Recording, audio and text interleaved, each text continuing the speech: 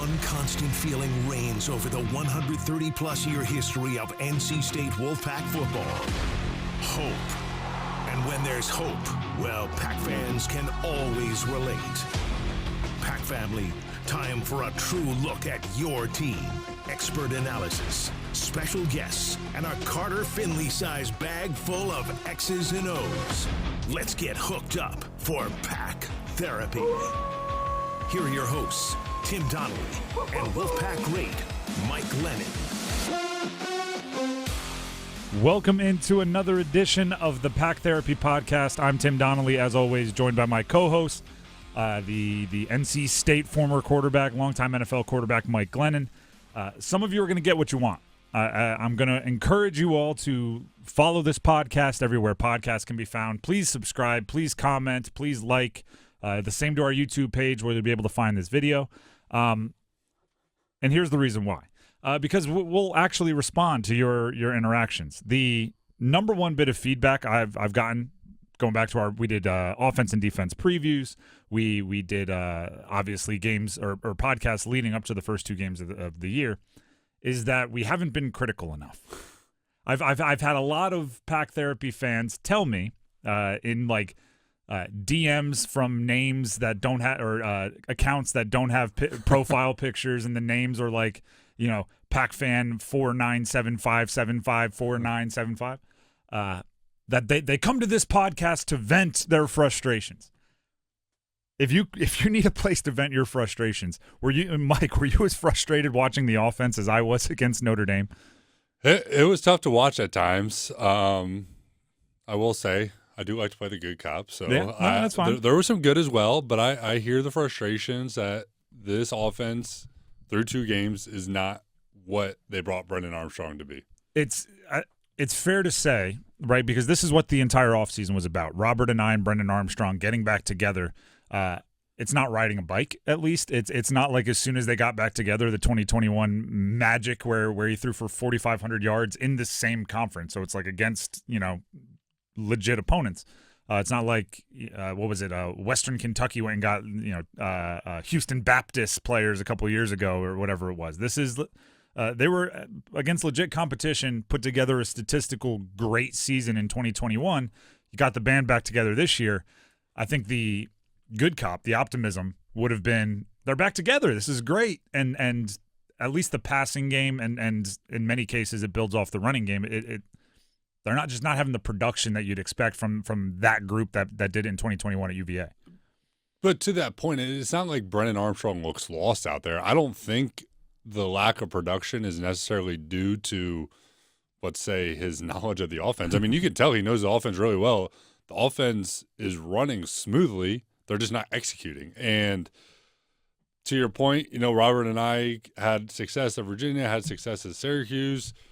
Also has some good players at some of these places, and now it's about, okay, is it about the players? Is it about the play calling, about him adapting to his playmakers around him? So to me, it still makes sense that they brought Brennan Armstrong in, and it's been a smooth transition as far as you could tell. The offense knows what they're doing. At the end of the day, it comes down to execution, and that's what it always will be about, and they're just not executing at a high level. The thing that's missing to me the most, and I mean when it comes to execution, drops are like there's a couple bad decisions by the quarterback, Brennan Armstrong. He knows, like you said, it appears like he has a grasp, but there's also, you know, a couple plays. You and I have both been there. I call them cringe, where like when you're the quarterback and you know when you're watching film on Sunday, like 3 plays from now, I missed the corner sitting on a out route to the number 2 receiver, and you're like, it's coming. Yeah. You have like 2 handoffs, and you're like, I know I'm going to get, all right, he's going to play the handoff. All right, that's fine. He's going to play the handoff. All right, that's fine. And then you're like, here it comes. And you don't want to make eye contact. You stare at the film. You don't make eye contact with anyone else. There are a couple of those from Brennan Armstrong. But the big picture thing is explosive plays.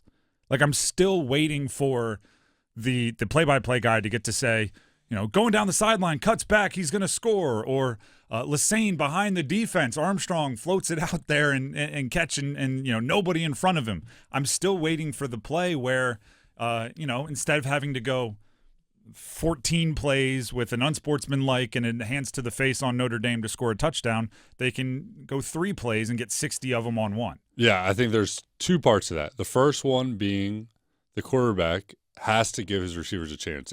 There's coaches would always say, when you talk about the film, watching film the next day or after practice, whatever, a ball is thrown out of bounds and it lands like 2 yards out of bounds. And they're like, never in the history has a ball been completed out of bounds. And my argument has always been, well, sometimes the ball would be caught in bounds, but it just happens to land out of bounds. And they never bring up those ones that are caught in bounds that would have landed out of bounds. But there were probably 3 or more times in this game against Notre Dame where Brennan Armstrong's balls landed pretty much outside the paint. You know where the little kind of area is out of bounds, like the coach's box, like back where the players are sitting. Like that is never in the history of the game, or the game as the ball completed. He needs to give the receivers a chance. On the flip side, I do remember Keon Lassane made one good diving catch down the right side of the field, which was great. But the receivers aren't getting separation. They're not. Brennan Armstrong throws him a 50-50 ball, gets intercepted. Then in the back of his head is like, well, now I got to put this ball a little further to the outside because I don't trust that they're going to break it up. The other night I was watching Monday Night Football. Josh Allen throws a dumb pass down the middle with safety picks it off, and Stephon Diggs immediately goes into defensive mode. He just goes to break it up, and that's what you expect out of your receivers is, hey, I'm going to give you a chance. It's a 50-50 ball, but at the very least, it's incomplete. This is not going to be intercepted, and you need to bail me out if the DB makes a play. So there's a twofold thing right here. Brennan Armstrong's got to give him a chance, and these receivers need to make a play. How hard is it not to press? Because there was one series, and I took notes throughout the entire game, where I thought he missed, things every coach says, when he's even, he's leaving. I felt like he had a chance on a deep ball where the receiver was even and very obviously, 4 steps from now was going to be open, and he didn't take it. And you could see him go through the progression. He looked at it, decided no, went back, somewhere else, wherever it ended up. And then the next series, there was a very similar decision where I didn't think he was like the defensive back was running with him in good position. He threw it. That's the one that ended up being intercepted. And my mind went to, again, kind of the playing days where you make a mistake on one play and you come to the sideline and coach is like, if he's beating him, you have to take that deep ball. You have to. And then the next time he's not beating him, but you're saying like, I don't want to make the same mistake. If it's there, I'm going to take it. And he threw it and it was intercepted. That's kind of pressing to me, right? It's if you miss an explosive play, you're going to try to get the explosive play no matter what on the next series, and it came back to bite him. And I feel that a bit with the offense where, we're now 2 games in, a sixth of the season is done, and they haven't had those moments yet, so they're trying to force them whether they're there or not, which is where the problems come from. Yeah, and it's human nature to have those pressing moments, and you just get yelled at on the sideline for missing a deep ball, so you're like, you know what, I'm going to take it the next time, and then it's not the exact situation that even you're leaving them, and now you throw it up and it gets intercepted, and that can, snowball into bigger things, and it's tough to do as a quarterback. You've been there, I've been there, where you're like, man, either I'm playing check down Charlie, and eventually I got to take a shot, and then you take a shot and it gets intercepted. It's like, that was forced. You didn't need to do that. On the flip side, that's what I always respected about guys like Tom Brady, Drew Brees, is they had an unbelievable level of patience. They would not fall into that trap of, forcing the ball. Just keep taking what the defense gives you.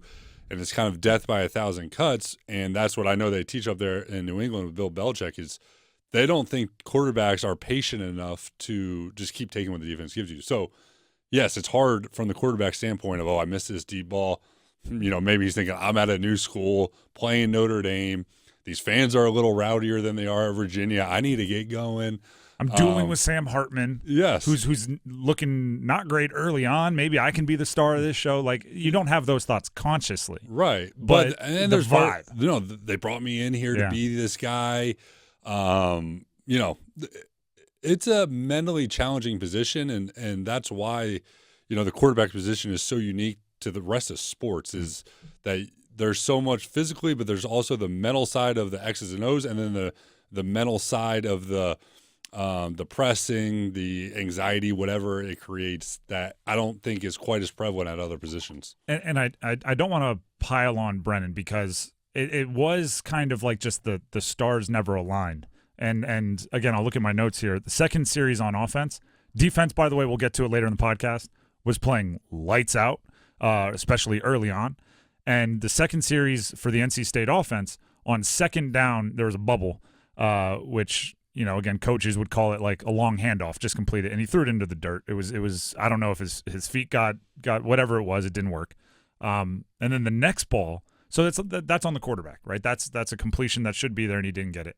The next play, third down, he throws an absolute dime on a seam ball to Porter Rooks, and there was a defender on his back, but the ball was put where the defender would have had to go through him to make the catch, to even get a hand on it, and it goes through Porter's hands, and it's a drop. We saw an interception later on where it went through Concepcion's hands.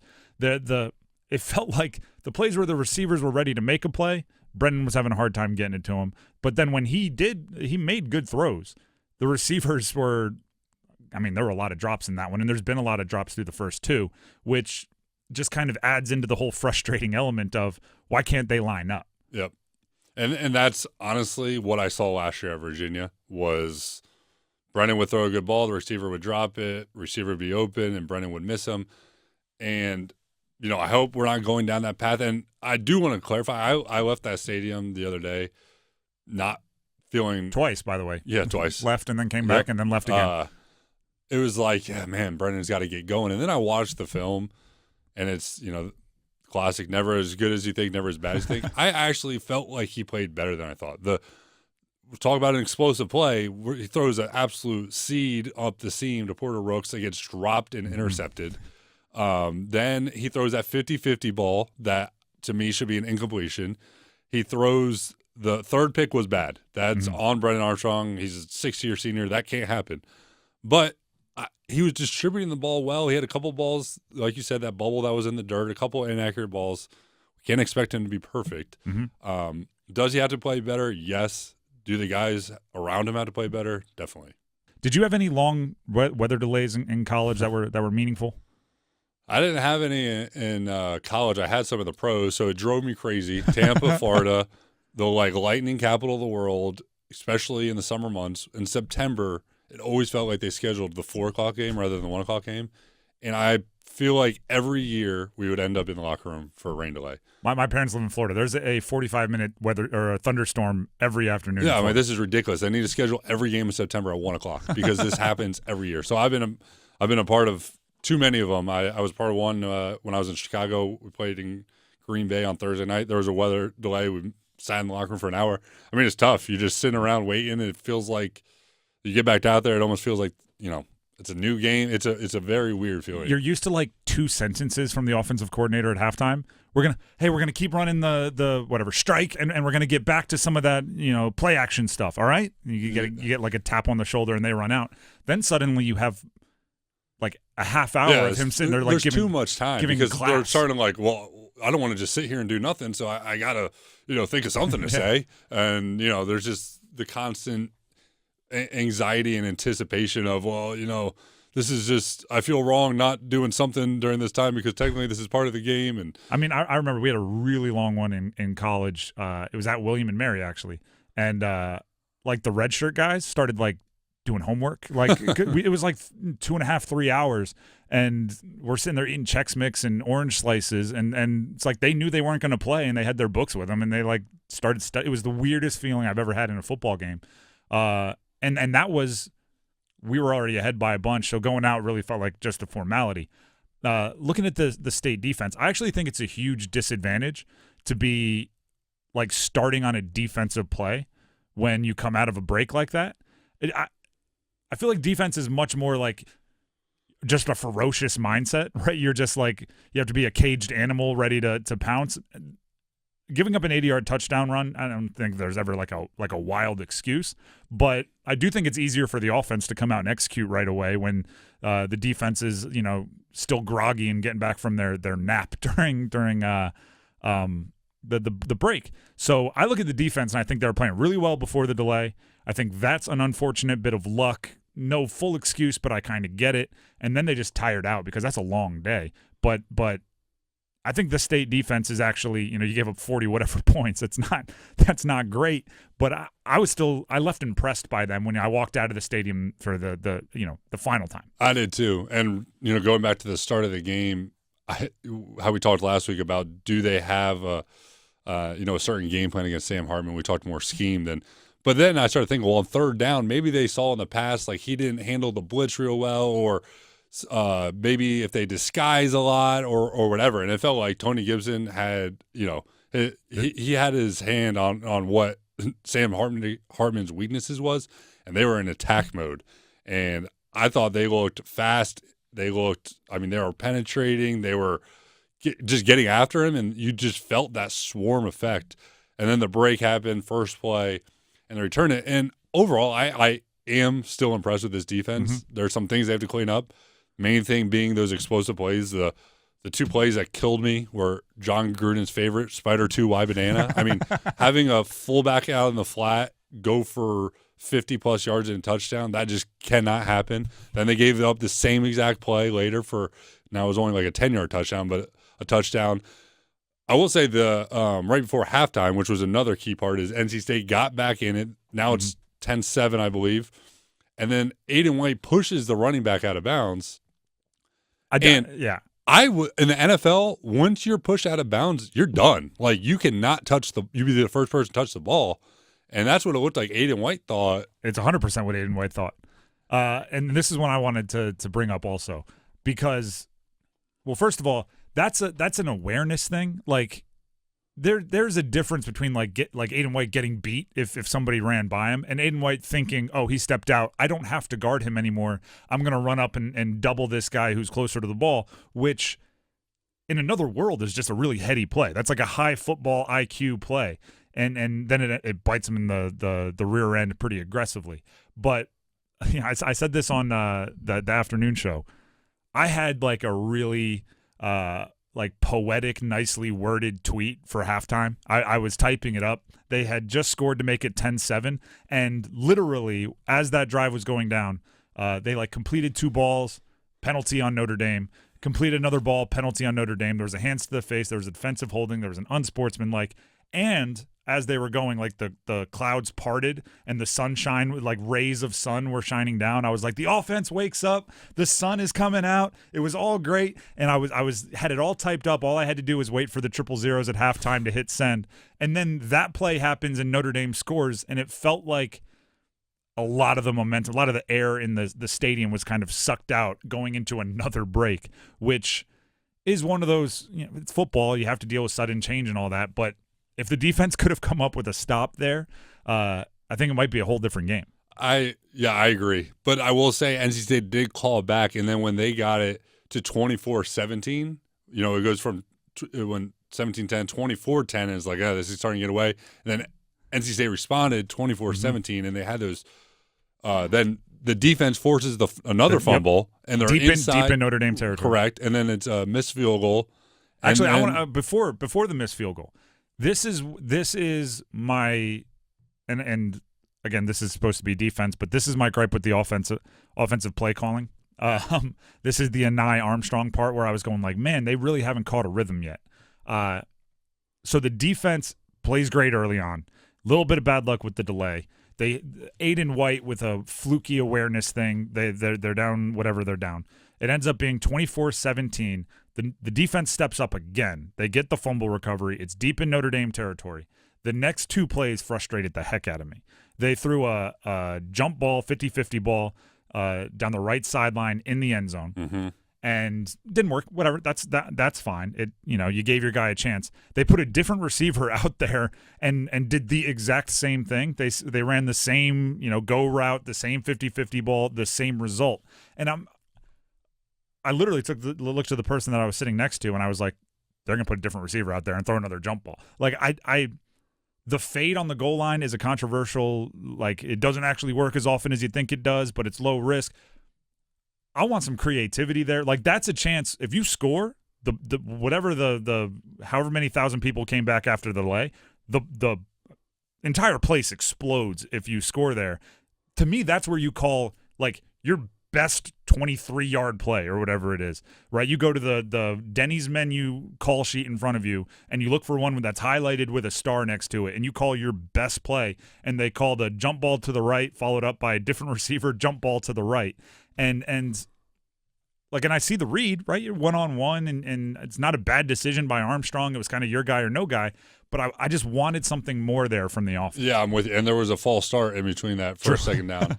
But to your point, if you have a dude out there and, it's like we're just going to throw one-on-one to him, makes sense. Right now they don't have that dude. Mm-hmm. So it's like, to your point, let's dial up something to get the crowd going, because when I did leave and then I came back, and the people I were with after that fumble down 24-17 were like, this is exactly why I wanted to come back to this game, because you felt the momentum. It was like Carter Finley was ready to go.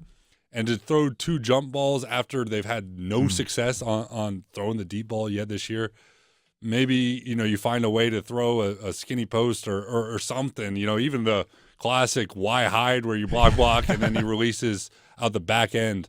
I'm with you on there. What was it? Y hide. Now I get to show off my quarterback brain. Maryland comeback to George Bryant. Exactly. There we go. That would have been 2011. 2011. There we go. Good memory. There we go. But yeah, and from that point on, the miss a field goal, then they force another 3-and-out, and then it was the interception, I believe, on that 50-50 ball, and then Notre Dame scores 31-17, and then Brendan Armstrong throws the kind of inexcusable interception on the first play. Now it's 38-17. So in a matter of a couple offensive plays, it goes from a 1-score game to a 3-score game. Game over. And that's what I'm talking about when we swing it back to the defense. There are a lot of guys that impressed me. Davin Vann on the first series as a defensive lineman, the first series went run stuff. Then Notre Dame tried to throw a screen, and Vann planted him. And that's not a play many defensive linemen make, where you can turn and run and be there almost at the same time as the ball. Peyton Wilson, there's a play, the one where Aiden White thought the player had stepped out and couldn't catch it. Peyton Wilson, that guy can run. And he, like, what did they say about the 40-yard dash? Like, how many times in an NFL game are you going to run 40 straight yards? Peyton got to do it. It was he started 10 yards behind the receiver and just opened up stride in a straight line for like 60 yards and ended up finishing the play by planting the guy on his back. Like, for everything good the defense did, because of everything that happened post that fumble, where the miss kick and everything else, they gave up 40 points to a top 10 team. Sam Hartman gets to walk out of Carter Finley with 4 touchdowns and no interceptions. And I'm like, that's not how it was. Like, that's not fair to the defense. It's kind of the golf phrase where, right, you hit it into the they don't draw pictures on the scorecard. Like, I kind of wish they drew pictures on the scorecard for this one, because you'd see that the defense played significantly better than it was. It's just the wheels came off in hour 5, because when you include the delay, they got a little tired and gave up those big plays.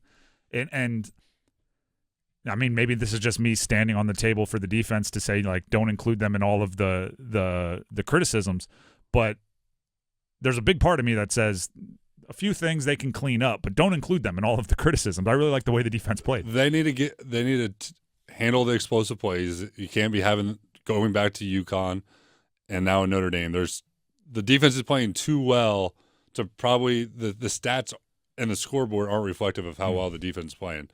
Eliminate those big plays, continue suffocating the quarterback, and I think this defense is going to be just fine. And it's not even the number of big plays; it's the timing and the type.